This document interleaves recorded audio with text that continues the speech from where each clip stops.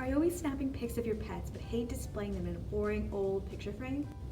Hi, my name is Jazmin with the Calcasieu Parish Public Library, and today I'll be showing you how to make magazine roll frames for your pets. So, let's get started. Items needed: a picture frame, magazines, a glue stick, 3-in-1 craft glue, a skewer or toothpicks, and scissors. And for the DIY frame, which is optional if you don't have an old frame laying around, cardboard, scrapbook paper or cardstock, a ruler, a writing utensil, and a box cutter. The box cutter is very sharp, so if you're not comfortable using one, don't be shy in asking an adult for help. Also, have newspapers ready to cover your space. This creates an easy cleanup. If you don't have a picture frame laying around, this is an alternative photo frame method. So, decide what picture size you prefer. Make sure your cardboard has the same amount of inches and centimeters on each side. Subtract your picture size from the total of the width and the length. Mark lines for each measurement. For example, I chose 4x4 for my picture size. My cardboard piece is 6.25 inches in width and length. I subtracted 4 inches from 6.25 inches, leaving me with 2.25 inches on each side. I marked each line as I went. You should be left with a square in the center. Using your box cutter, cut out the square. Glue cardstock, and this can also be scrapbook paper, on one side. Cut again on the cardboard side through the paper. Repeat when the other side has paper glued on. This method will help you cut each layer evenly. If an easier technique is preferred, you can glue the papers on, draw your lines, and then cut.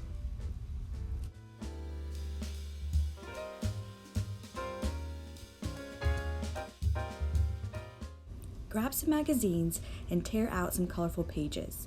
Cut these sheets into a variety of sizes. These will come in handy for the coiling method later. For now, just cut your paper into halves.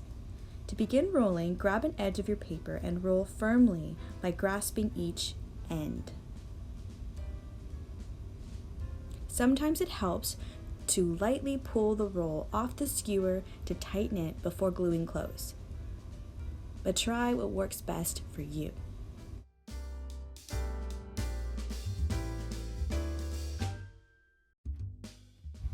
Now here's where I measured where I needed to cut this long roll into pieces.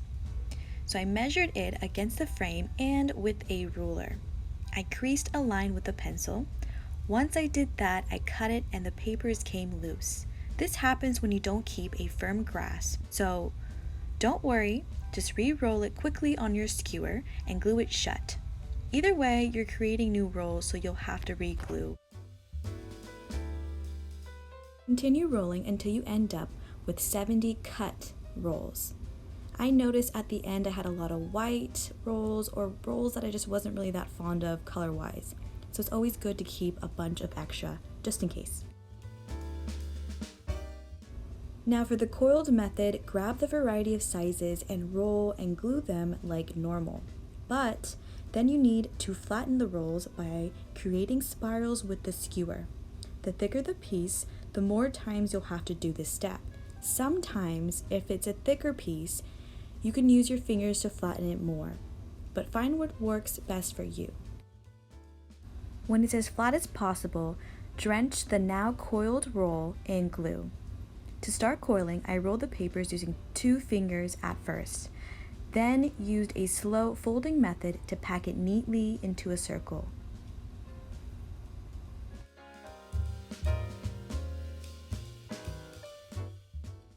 Now with the regular rolls, I was a lot more structured.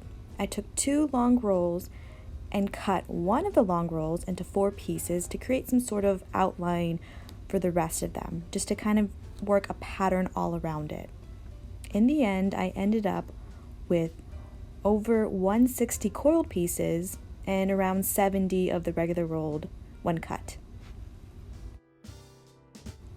I started off by layering my frames in 3-in-1 craft glue all over. I started off using popsicle sticks to apply, but I later switched to newspaper pieces. I figured it was more practical and it applied pretty smoothly that way. Once your outline is glued on, glue on the other pieces in whatever pattern you prefer. Don't worry if they're not all the same size. You will need to layer on 3-in-1 craft glue twice. It'll give it either a glossy or a matte finish in the end.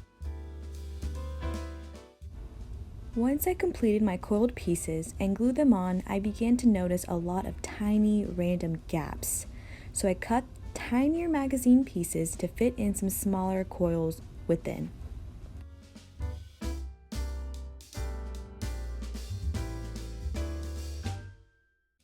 So of course, just like the regular rolls, once everything is finally glued on, I have to do the first layer, let it dry, and then do the second layer.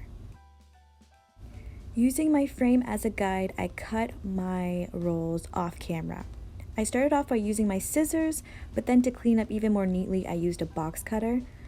Find what works best for you. The scissors were pretty tough to use. A box cutter really might get in there a lot more easier and a lot less painful.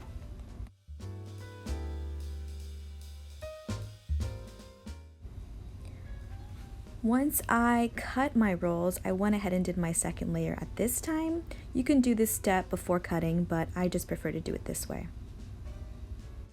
Don't worry if you end up with glue spots in the center. It'll be covered by the photos soon enough.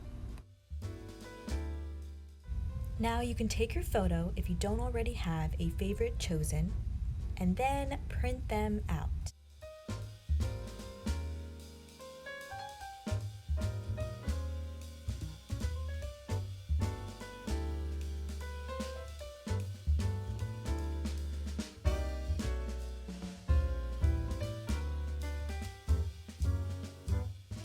Now, if you're doing the DIY photo frame, you'll also have to spend time on the back.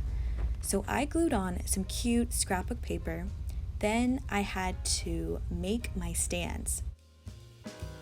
I used some thick poster board to create the stands, but cardboard of course would work great here. Cut these pieces into the shape of a necktie, creasing around 2 to 3 inches at the top, and make sure to crease the bottom into a triangle for the stand to stay in place. Using extra pieces of your scrapbook paper, glue those on to your neckties, your stands, and do it one sheet at a time so you can cut evenly. But of course, if you find it easier to glue the back and the front at the same time and then cut, do it that way. And when you glue it onto the back, only glue on the very top piece, that 2 or 3 inches. Now your photos are ready to be inserted in. Of course, because you glued it down so well, sometimes it can be a bit of a struggle.